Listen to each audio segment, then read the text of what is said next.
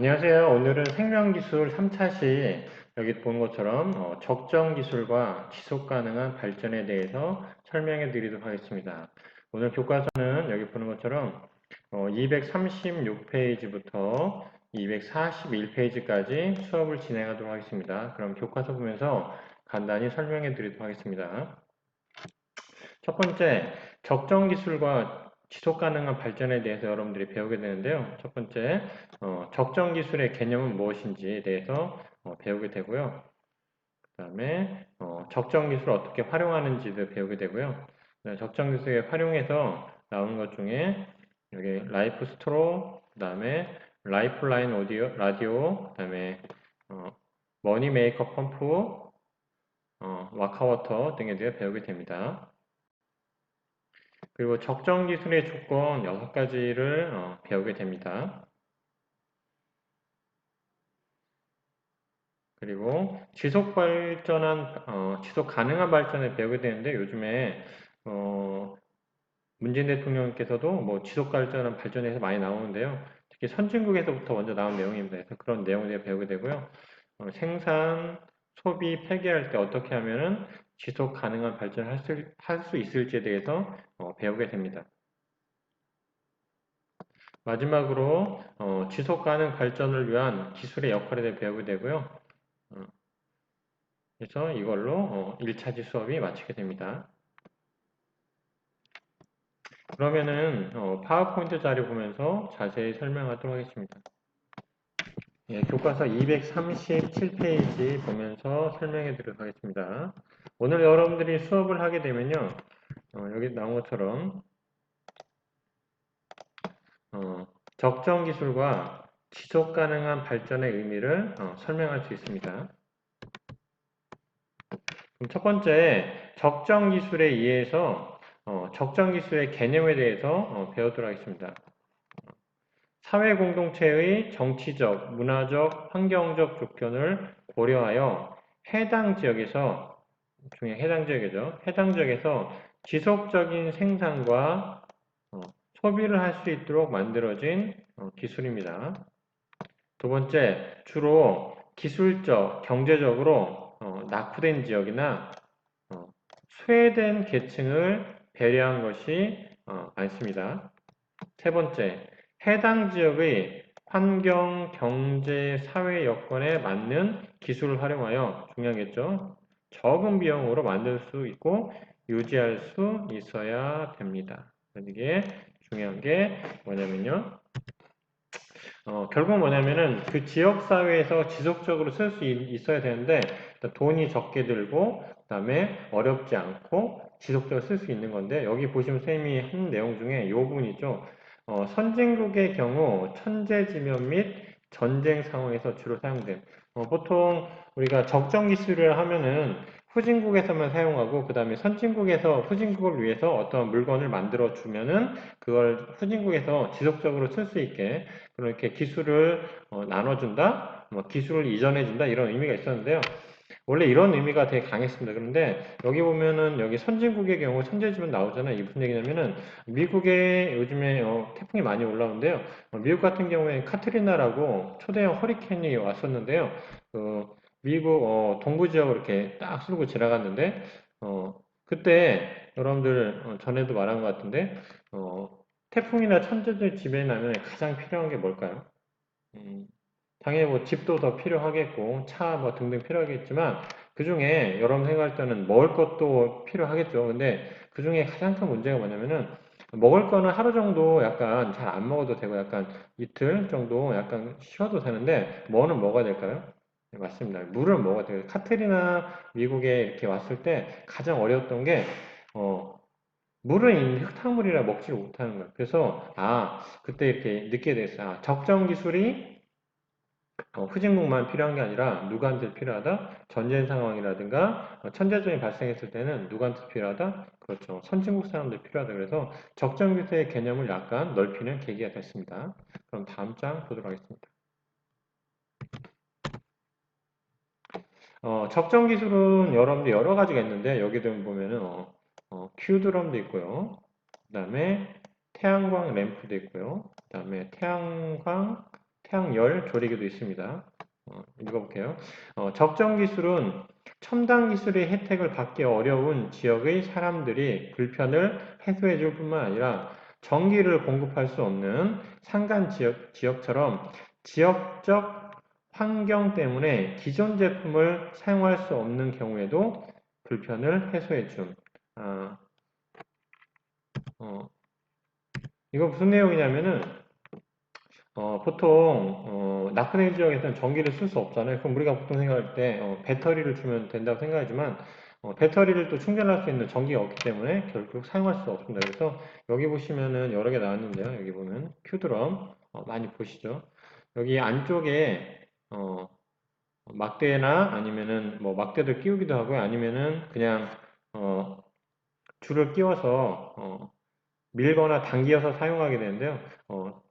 들어서 쓰면 상당히 무겁지만 이렇게 돌려서 밀어서 쓰면 움직일 수 있는 그런 장치입니다. 태양광 램프 여러 가지가 있는데요. 낮에 충전을 했다가 밤에 쓸 수 있는 이렇게 태양광 램프가 있고요. 태양열 조리기는 여기 보면은 우리가 돋보기를 이용해서 한 곳에 초점이 모이면은 되게 뜨거운 열 때문에 불을 얻을 수 있잖아요. 그 원리를 이용해서 이렇게 태양열을 한 곳에 모이게 되면 여기 있는 안쪽에 있는 조리기에서 열이 받아서 열이 오르는데요. 우리가 생각한 것처럼 온도가 좀 낮은 게 아니라 뭐 몇백 도까지 올라가기 때문에 충분히 열 조리할 수가 있습니다. 그럼 다음 장 보도록 하겠습니다. 적정 기술의 활용 보도록 하겠습니다. 아직도 여러 지역에서는 오염된 물을 마시고 질병에 걸리거나 사망하는 사람, 첨단 기술의 혜택을 누리지 못하는 사람들이 많습니다. 적정 기술은 중요해요. 적정 기술. 적정 기술은 이런 문제를 적정한 기술 수준과 적은 비용, 현지인들이 사용하기에 편리한 방법으로 해결해 주는 것을 적정 기술 활용이라 합니다. 적정 기술의 사례 나는데 아주 중요하죠. 첫 번째 보도록 하겠습니다. 라이프 스트로 깨끗한 물을 구하기 어려운 사람들을 위한 휴대용 개인 정수기다. 이렇게 오염된 물에다가 넣고 입으로 빨아서 직접 마시게 하는 경우도 있고요. 가끔 어떤 게 보면 여러분들 이런 형식도 있고 딴 데 보면은 이렇게 당기면 이렇게 물이 빨려 들어오잖아요. 그러면 이렇게 빠는 경우도 있고 그 다음에 우리가 주사기처럼 당겨서 쓰는 것도 있는데 여러 가지 형식이 있습니다. 이런 거를 라이프 스토어라고 합니다. 다음 장 보시면은 라이프라인 라디오 전기가 공급되지 않는 지역에서 사용할 수 있게 만든 자가발전 및 충전식 라디오다. 이게 두 개가 되는데요. 여기 보면은 뭐죠 이게? 태양 광이죠 광. 태양광 패널을 이용해서 햇빛을 이용할 수도 있고요. 햇빛이 없는 날은 여기 뭐죠? 이렇게 돌리는 거 있죠? 돌리는 건 뭐죠? 이렇게 여기가 자가 발전기입니다. 발전기. 발전기를 직접 돌려서 라디오를 들을 수 있게 만든 장치입니다. 다음 장 보시면은 머니 메이커 펌프 이름 참 재밌죠. 머니 돈을 만드는 펌프라고 이렇게 줬는데요. 별도의 연료나 전기 없이 사람이 발로 밟아서 물을 끌어올려 필요한 곳까지 보낼 수 있는 관계용 펌프다. 여기 남자분이 지금 여기 오른발 왼발 교차로 이렇게 눌러주게 되면은 여기에 있는 펌프로 해서 물을 이렇게 쏘게 되는 장치입니다. 그래서 이를 한번 볼까요?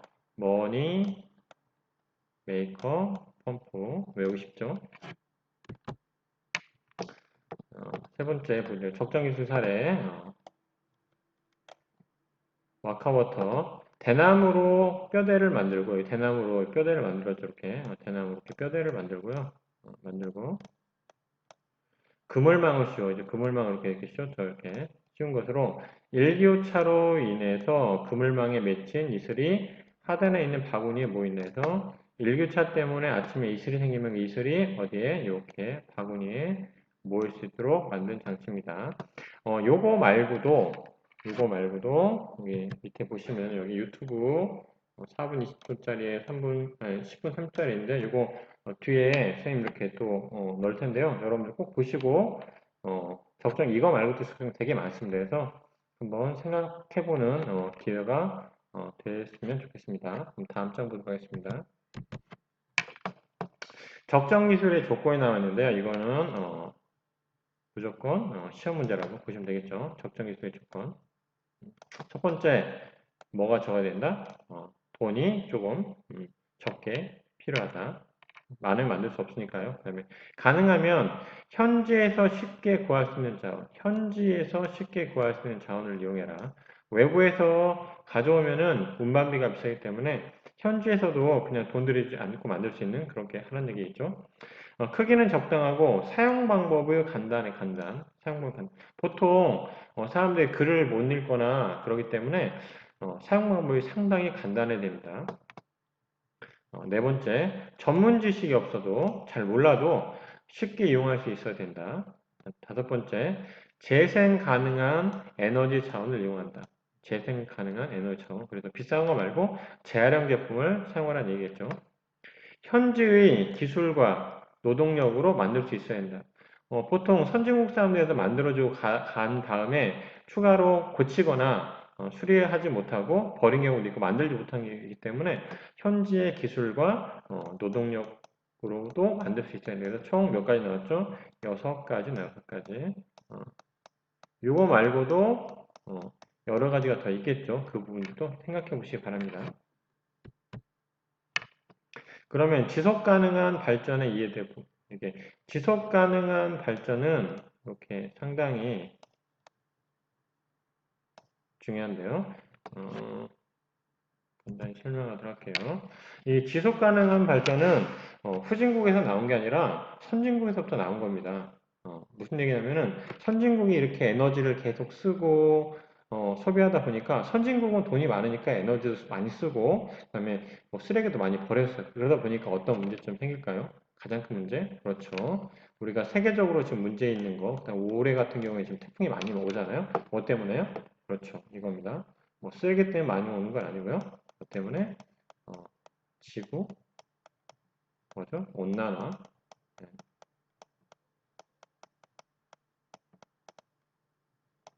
지구 온난화 때문에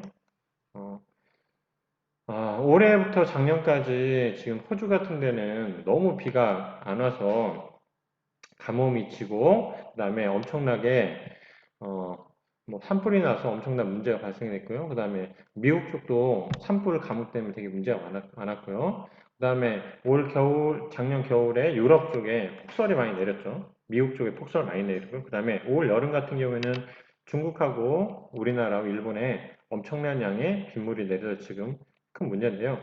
그러다 보니까 선진국 같은 경우에는 돈이 많으니까 그냥 썼는데 문제는 이 쓰레기뿐만 아니라 그 사용하는 물건을 만들면서 뭐가 발생되죠? 어, 물건을 옮기면서 이산화탄소 배출, 만들면서 이산화탄소 배출 등 하기 때문에 선진국에서 먼저 구하는 건데요. 지속 가능한 발전, 현재의 발전 상태를 유지하면서도 뭐하지 않도록 지구 환경을 파괴하지 않고 계속 발전할 수 있는 이게 모델이 뭐다? 지속 가능한 발전이라고 합니다. 그럼 밑에 내용 설명하도록 하겠습니다. 제한된 자원 속에서 현재 세대와 미래 세대 이게 중요하죠. 우리만 생각한 게 아니라 미래 세대도 함께 하자는 얘기죠. 함께 필요를 충족하면서 지속적으로 살아가는 발전 방향을 만드는 게 지속 가능한 발전입니다. 경제 성장과 반대인데 보통 경제 성장, 환경 보전, 사회 정의 이게 경제 성장과 환경 보전은 보통 경제가 성장하면은 환경은 오염되기 마련인데 더 발달된 형태 가면 어떻게 한다? 경제도 성장하면서 환경도 보존한다. 그래서 요즘에 뭐 우리나라 며칠 전에 발표했죠. 그린 무슨 말이죠?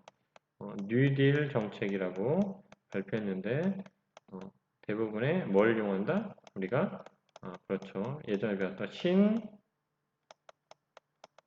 재생, 어, 에너지를 이용해서 쓰는 방법이죠. 앞으로는 뭐 석탄, 석유보다는 어느 쪽에 많이 갈까요? 수소라든지 그 다음에 전기자동차 쪽, 그 다음에 풍력발전, 그 다음에 태양력 발전 좀 많이 가겠죠. 그런 얘기입니다.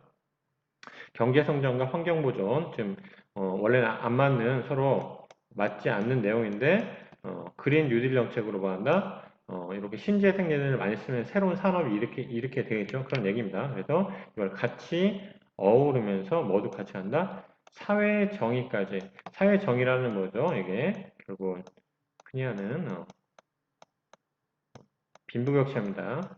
빈부격차까지 해결할 수 있는 이것까지 고려하여 지속 가능한 발전에 이바지할 수 있는 기술을 발달시키고 적극적으로 활용해야 함 그런 내용입니다. 이게 지속 가능한 발전이라는 내용입니다. 그 다음에 지속 가능한 발전을 위한 기술의 역할이 있습니다. 세 가지가 있는데요. 경제 성장, 환경 보전, 그 다음에 사회 정의 실현 이 세 개를 어느 한 곳이 큰 게 아니라 같이 돌아가야 되는데요. 이걸 하기 위해서는 뭘 해야 되냐? 첫 번째, 자원을 어떻게 소비한다? 적게 소비한다. 그 다음에 생산, 이용, 폐기 과정에서 생산, 이용, 폐기, 전과정이죠. 이거에서 오염물질을 줄이는 기술을 만든다. 오염물질을 줄이는 기술을 만든다. 세 번째, 폐기물을 재생하거나 재활용하는 기술. 폐기물을 재생하거나 재활용하는 것. 여러분들 페트병 모아서 TV 같은 데 보면 옷도 만들고 그러죠. 그 다음에 자연과 조화를 이루는 건설 기술. 건설 기술은 보통 파괴인데 그러지 않고 자연과 조화하는 무슨 뜻인가?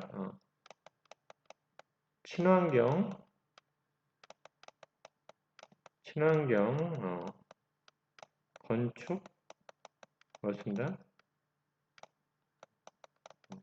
자재를 쓴다는 얘기입니다. 예전에 보면 기와집도 있고 일반 초가집도 있는데 그런 집들 보시면은 집을 허물든가 아니 화재가 나도 거의 뭐 자연으로 그대로 돌아가지고 그래요. 벽 같은 경우는 대부분 나무나 흙으로 만들었기 때문에 근데 요즘 같은 경우에는 아파트라든가 학교라든가 이렇게 오래된 건물 폐기하게 되면은 쓰레기가 많이 나옵니다. 그 중에 가장 많이 나오는 게 뭘까요? 각종 플라스틱 제품도 많이 나오고요. 그 다음에 시멘트가 많이 나옵니다. 그래서 이런 것도 뭐 하자는 얘기죠? 지속 가능한 발전을 위해서 친환경 제품을 만들어 사용하는 얘기입니다. 이런 기술을 하기 위해서 뭐 한다? 적정 기술을 개발해야 된다. 그런 얘기입니다. 여기 보시면 문제풀이가 나와 있는데요. 보도록 하겠습니다. 형상평가 문제 첫 번째.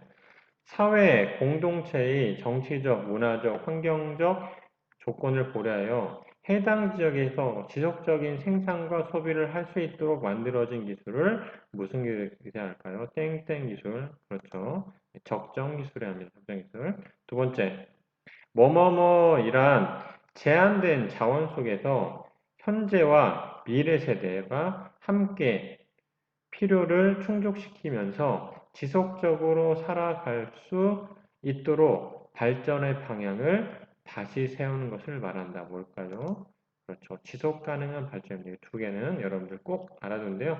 적정 기술은 여러분 많이 들어봤을 거예요. 요즘에. 근데 지속 가능한 발전 요즘에 참 뜨고 있는 단어입니다. 꼭 알아두시기 바랍니다. 네, 이번 차시에 배운 내용 보면서 마무리하도록 하겠습니다. 오늘 배운 내용 수단은 적정 기술과 지속 가능한 발전에 대해 배우게 됐습니다. 페이지 수는 237페이지부터 241페이지고요. 오늘 배운 내용 중에 여기 나온 것처럼 적정 기술의 개념에 대해서 여러분들 배웠습니다. 두 번째, 적정 기술의 활용 배웠고요. 라이프 스트로, 그 다음에 라이프라인 라디오, 그 다음에 머니메이커 펌프, 그 다음에 아카워터 배우게 됐습니다. 그다음 적정 기술의 조건 총 6가지 배웠는데요. 한번 읽어볼게요. 적은 비용을 만들 수 있어야 된다. 가능하면 현지에서 쉽게 구할 수 있는 자원을 사용한다. 세 번째, 크기는 적당하고 사용 방법은 간단해야 된다. 전문 지식이 없어도 쉽게 이용할 수 있어야 된다. 다섯 번째, 재생 가능한 에너지와 자원을 활용한다. 여섯 번째, 현지 기술과 노동력으로 만들 수 있어야 된다. 이거 아주 중요하니까 꼭 별표해 주시기 바랍니다.